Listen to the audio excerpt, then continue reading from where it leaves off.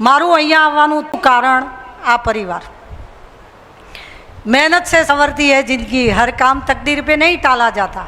મને આ પરિવાર કેટલાય વખતથી એમ હતું કે હું ક્યારે અમને મળીશ, ક્યારે અમને જોઈશ।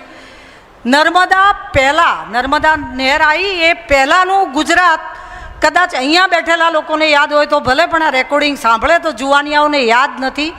મોટા ભાગના તોફાનો પાણી માટે થતા હતા। પાણી રાજકોટ સુધી ટેન્કરે અને ટ્રેનમાં પાણી જતું 84ની સાલમાં મેં જોયેલું છે। લાઈનો લાગતી ને પાણીના ઝઘડા થતા। એ પાણી સૌરાષ્ટ્રમાં નહોતું એટલે ખેતી નહોતી થતી, લાઇટ નહોતી, બોર નહોતા ચાલતા, અને આ પાણી અને આ લાઇટ નહોતી એનો સૌને દુઃખ હશે। મને એનો આનંદ એટલા માટે છે કે આ બે ત્યાં હોત ને તો સવજી કાકા અહીંયા ના હોત।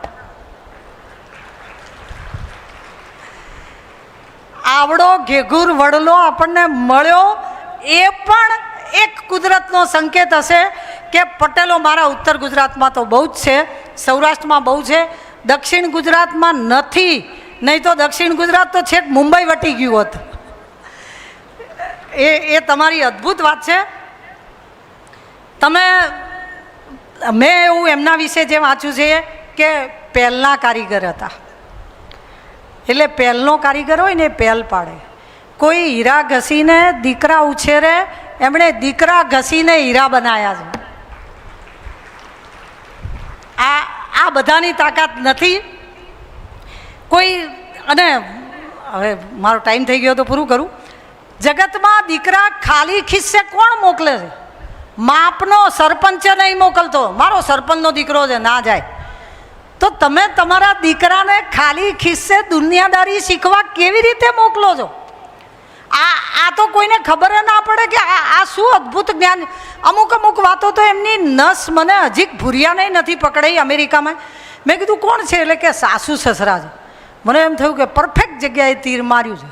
સાસુ સસરા આવે એટલે વહુને ગમે, જમાઈને ગમે, બધાને સાસુ સસરા આવે એટલે વેવાઈ એક થાય।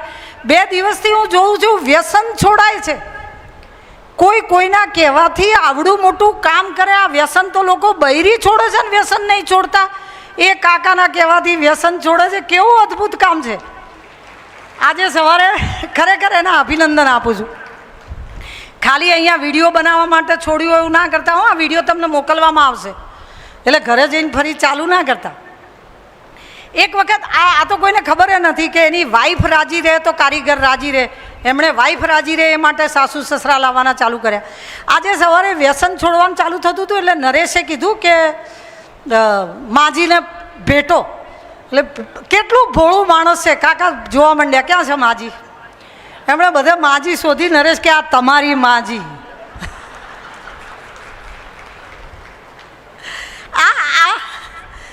આપણે આ ક્યાંથી શીખીશું?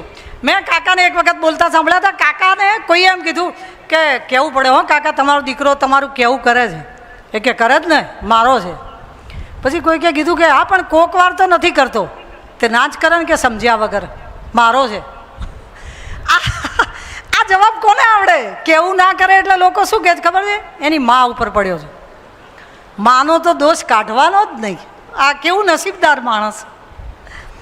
12,000 કરોડ, 12 રૂપિયા, 112 સરોવર, 12 વર્ષની ઉંમર, આ બધું એક ભાવમાં કેવી રીતે થાય? આના માટે તો મારે તો 3-4 અવતાર લેવા પડશે।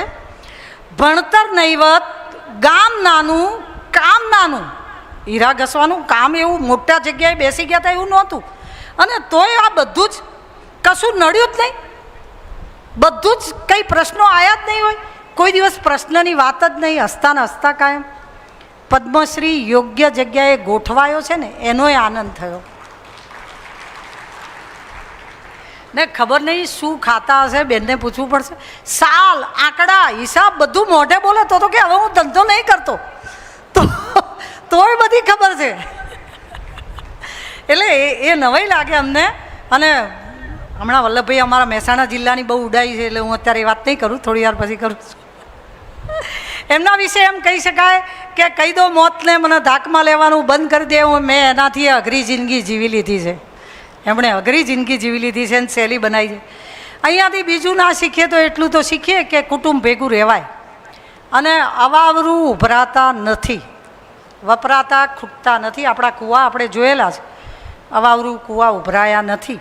આપણી પાસે જે હશે એમના એક ઇન્ટરવ્યૂમાં દીકરો કહેતો હોય છે કે પપ્પા તમને બપોરે આરામ કરવા દેતા નથી, લોકો તો આખો દિવસ આવે છે, તમે 1 કલાક બપોરે બંધ કરી દો લોકોને મળવાનું. ત્યારે એમણે જવાબ આપ્યો હતો કે દીકરા દરવાજા અંદરથી ખોલ્યા છે, હવે એ નહીં વિચારાય. આ કોણ વિચારે કે દીકરા દરવાજા અંદરથી ખોલ્યા છે? દીકરાએ જિંદગીભર યાદ રાખવું પડશે.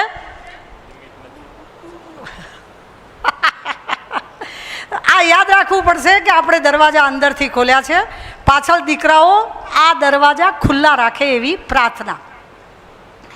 એમના કુટુંબ વિશે એક વાર્તા કહું નાનકડી. તો એક પક્ષીઓનું ટોળું હોય છે અને આકાશમાં બધા ઝુંડમાં પક્ષીઓ ઉડતા હોય એટલે નીચે દાણા પાથરેલા જોઈને પક્ષીઓ બધા એકસાથે નીચે પ્લેન લેન્ડ થાય એમ લેન્ડ થયા અને જેવા નીચે ઉતરે એવા દાણામાં જાળી પાથરેલી હતી એટલે જાળીમાં બધાના પગ ફસાઈ ગયા એટલે બધા પક્ષીઓ તો મૂંઝવાઈ તો ગયા, પણ એમાં એક ડાયો હોય ને એણે કીધું કે જો બધા એક સાથે બળ લગાવશો ને તો જાળી સાથે ઉડી જઈશું. એટલે એ આઈડિયા હતો. એણે જેવો અવાજ કર્યો એવા બધા જ પક્ષીઓએ એક સાથે પંખ ફેલાઈ જાળી સાથે પક્ષીઓનું ટોળું ઉડી ગયું એટલે ત્યાં પારધી ઊભો હતો, જેણે જાળ નાખી હતી એ પારધીની જોડે એનો સાથીદાર ઊભો હતો. એટલે સાથીદારે કીધું કે લે તારી તો જાળી એ ગઈ, ચાલ હવે ઘરે. પારધી કે ના, ઘરે નથી જવું. કે કેમ? એ તો કે અહીંયા ફસાયા હતા ને એટલે સંપ હતો, હવામાં ઉડતા હશે ને એટલે સંપ નહીં રહે. હમણાં ઉપર જઈને પેલો એમ કહેશે તે ફસાયા, પેલો કહેશે મેં બચાયા, પેલો કે તારા લીધે અહીંયા ઉતર્યા, પેલો કે તે દાણા બતાયા હતા. આ વાર્તા પક્ષીઓની નથી, કુટુંબની છે.